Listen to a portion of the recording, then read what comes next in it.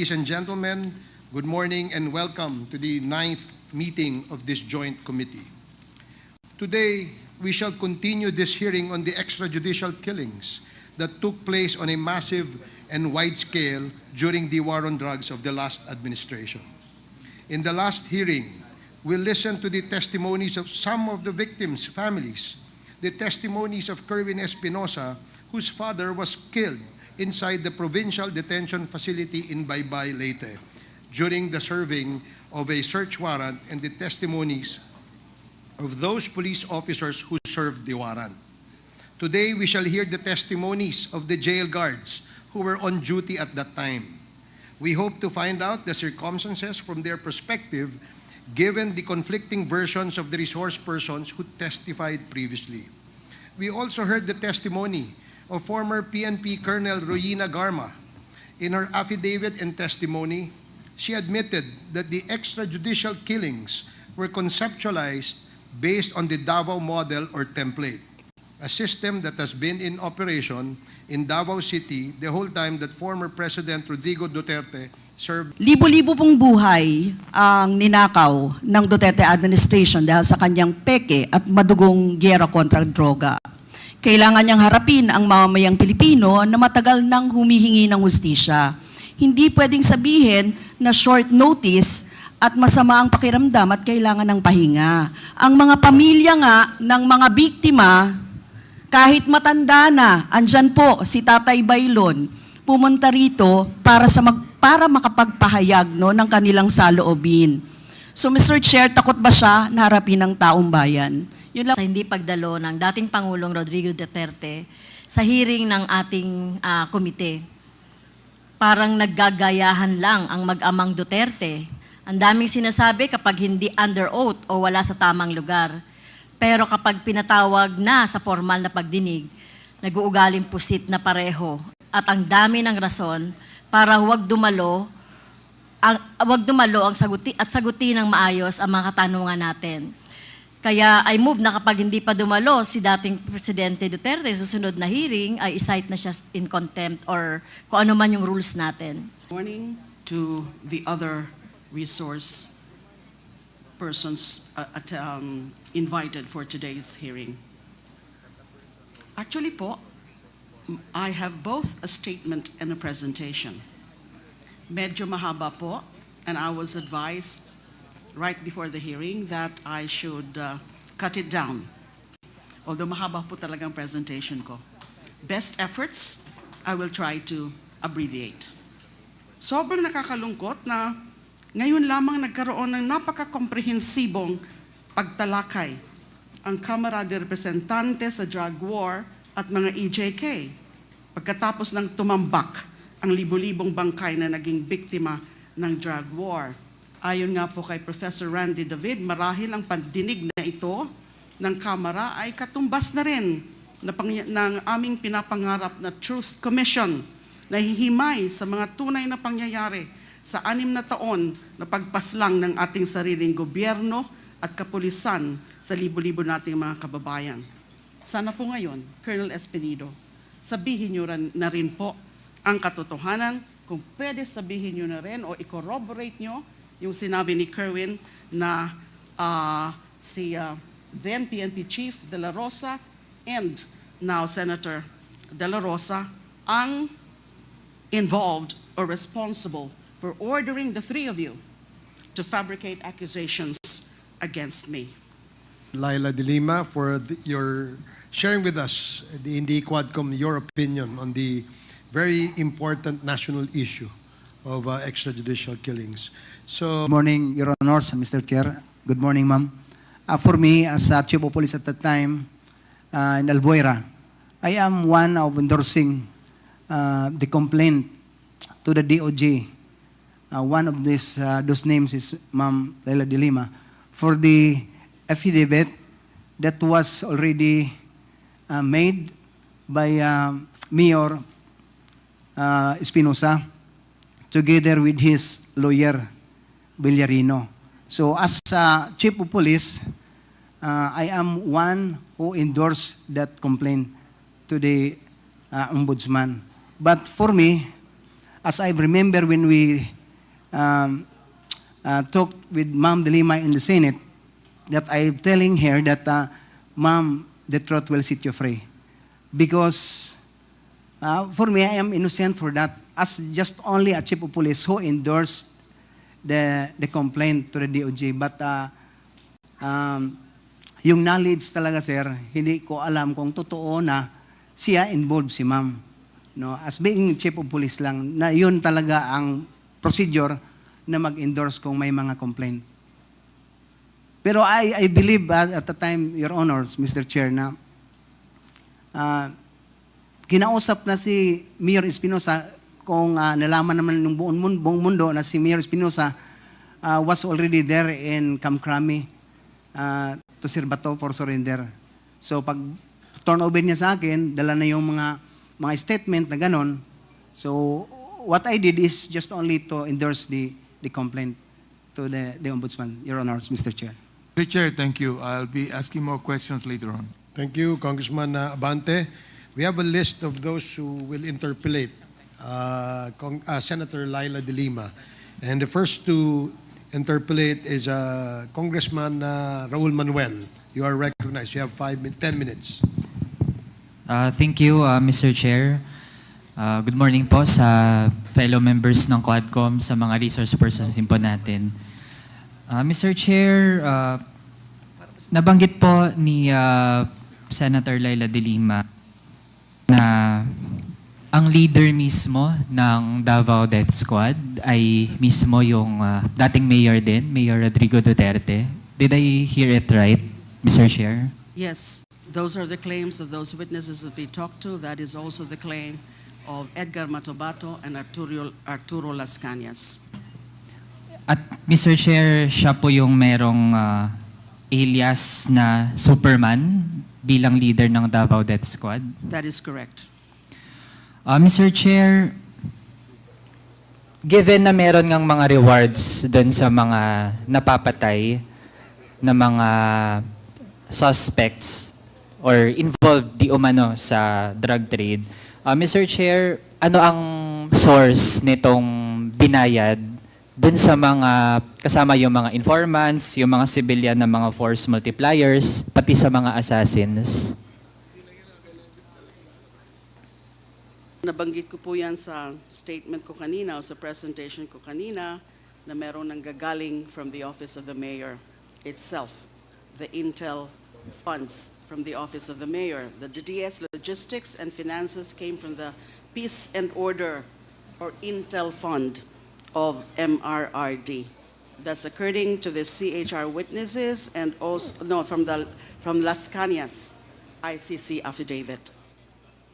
Mr. Chair, may we get once again yung breakdown, ano po yung mga pwedeng pinagpuntahan nitong intelligence funds? Halimbawa, as mentioned, meron pong pati mga Christmas gifts dun sa mga police na aktibong nagpatupad ng ganitong tipo ng giyera kontra droga.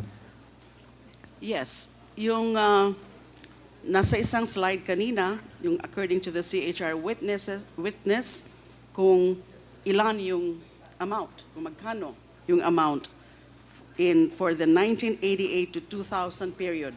Kasi sinabi ko kanina na actually 2 periods yung DDS. 1998 to 2000, then 2001 to 2016. Nagkaroon ng break nung naging congressman yung dating mayor. Now, so 15,000, 5,000 to the handler, 10,000 to the assassins, and then yung sa 13,000 to 15,000, 3,000 to 5,000 for the handler, 7,000 to 8,000 for the assassins, and 500 to 1,000 for civilian informant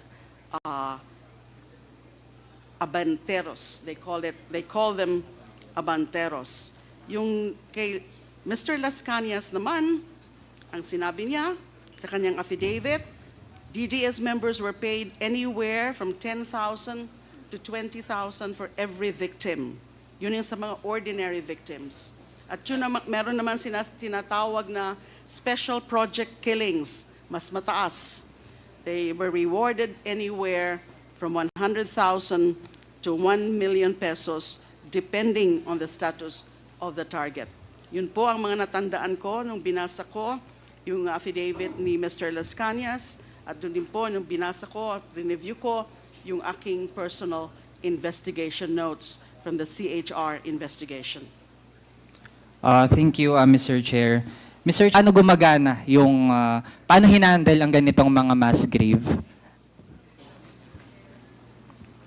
Mr. Chair, Your Honors, kasama po kasi sa organizational structure ng DDS ay yung pinakita po kanina na there is this SPO4 Bienvenido Laod as team handler and in charge of the Laod Quarry Mass Grave.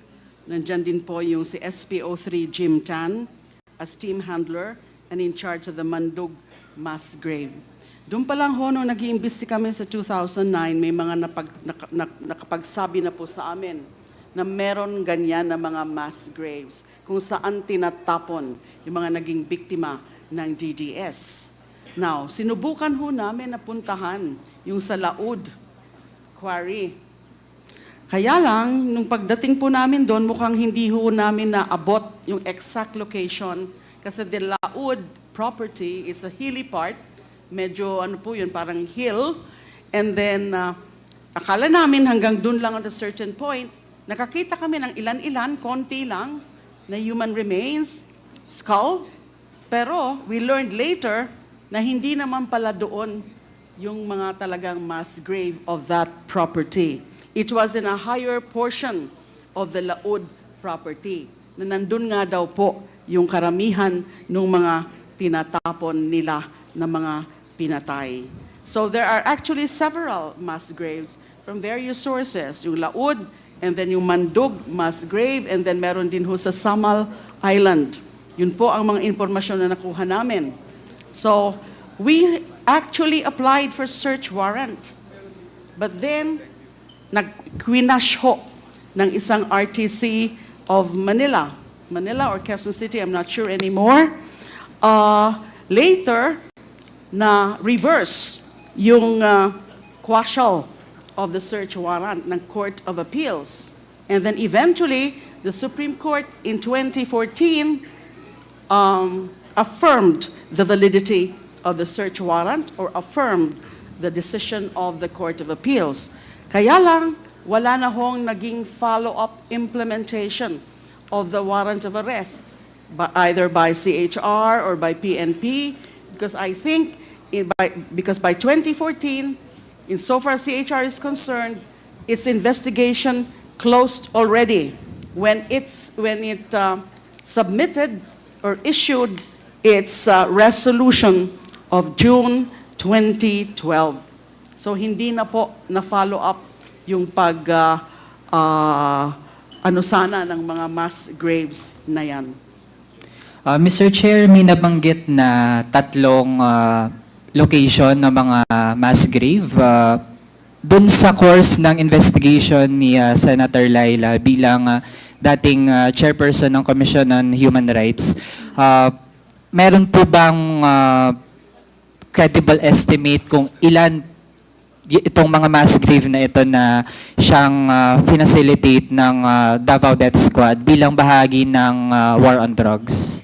It was difficult to really determine to come up with a credible figure. Ang natatandaan ko po, yung si Edgar Matobato, meron din po siyang sinabi tungkol dyan. I'm not sure if he actually mentioned any number with respect dun sa mga alam niya na mga linibing nila.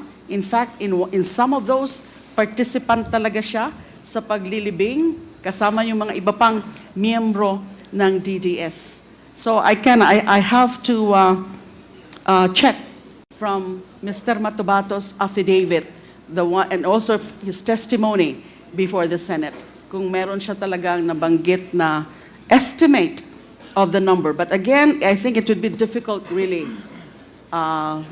na makuha natin kung ilan talaga yung mga linibing doon. Thank you, Mr. Chair. Pero Mr. Chair, at least, so far alam natin, merong at least 3 na mga mass grave. Tama po ba? Yes. Thank you, Mr. Chair. Kasi Mr. Chair, isipin pa lang natin kahit nga isang mass grave pa lang ay sobrang heinous na ng kung sino man yung mga gagawa ng isang ganong bagay. Tapos doon lang basta-basta magtatambak ng mga bangkay ng mga tao na merong mga pamilya, 'di ba? Merong mga pinanggagalingan din, merong mga gusto sanang gawin sa buhay pero napatay na lang ng gano'n na lamang. Mr. Chair, meron po ba kahit isa lang doon sa mga bangkay mula sa mga mass grave na na-retrieve pa para maibalik sa kanilang mga pamilya? Wala po ako matandaan. At Mr. Chair, meron din bang mga pamilya na lumapit sa CHR dahil ang suspecha po nila ay dahil hindi na nila mahanap yung kanilang mga pamilya, sila po ay nag-isip na baka nasa mass grave na yung bangkay ng kanilang mga kamag-anak. May ganun po bang mga instances? Wala po akong ma-recall if there are really families ng mga victims sa DDS killings na lumapit sa CHR para hanapin yung kanilang mga bangkay. Ang alam ko, because it's more recent, is that may mga families of victims who visited me when I was in jail at Camp Crame at the PNP Custodial Center, and there were quite a number of them who relayed to me yung mga naging experience nila, yung tungkol sa pagpatay under the war on drugs. But as to the mass graves, again, I will have to review my personal notes.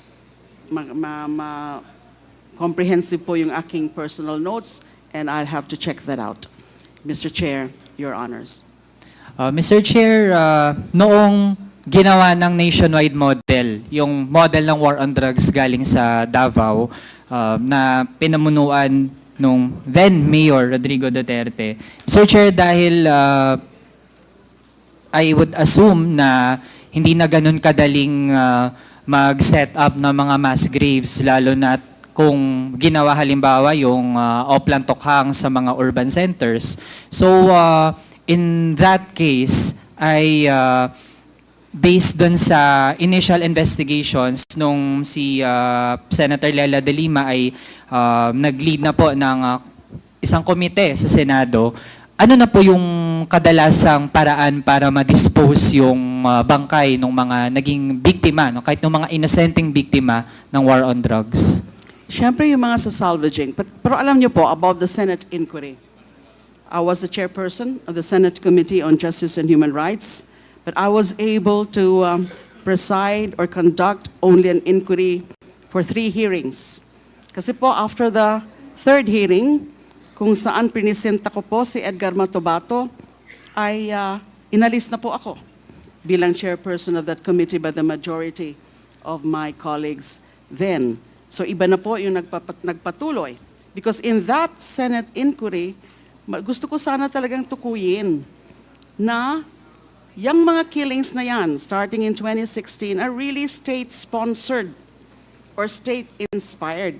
Kaya lang, as I would remember, may naka-ready actually na about 13 CHR witnesses from the CHR na pinovide sa Senate Committee on Justice and Human Rights. Pero 2 pa lang po yung naipresent ko, and also si Mr. Edgar Matobato, but I was already ousted as a CHR chairperson. Now, after the 3rd hearing, what I recall is that 3 more hearings were done under a new chairperson. Pero it was abruptly terminated kasi they did not even call the other available CHR witnesses na ready sanang i-present before I was ousted as CHR chairperson. They did not even present them. So ang nangyari, they issued the findings, the resolution, and one of the core finding is that there's no evidence that the killings at that time were actually state-sponsored. Something that I wanted to prove sana kung hinayaan lang po ako. Although of course I could understand that perhaps it was such a tough job, a tough challenge for me to prove it. Especially that nandyan pa yung dating Pangulo sa poder. na nahihirapan pa na talagang kumuha ng mga iba pa, ng mga witnesses, especially from within. Hindi katulad po ngayon na naglalabasan na po sila. May mga insiders na po na sinasabi na kung ano yung mga nalalaman nila, but not during that time. Pero I wanted to do it. After sana the presentation of those CHR witnesses, these are individual accounts of individual cases of summary execution during operations, yung mga sinasabi nilang nanlaban, pero hindi naman pala nanlaban. I was also looking at the medical certificates, the various medical certificates that we got. Marami po yun. At ang dami talagang mga kaduda-duda doon. And of course, we summoned then PNP Chief Bato de la Rosa and other officials of the PNP, but they were all denying that these are the workings of PNP forces or that these are cases of EJKs and let alone state-sponsored killings. So yun po. So nothing came out. It was Kylie- almost a whitewash.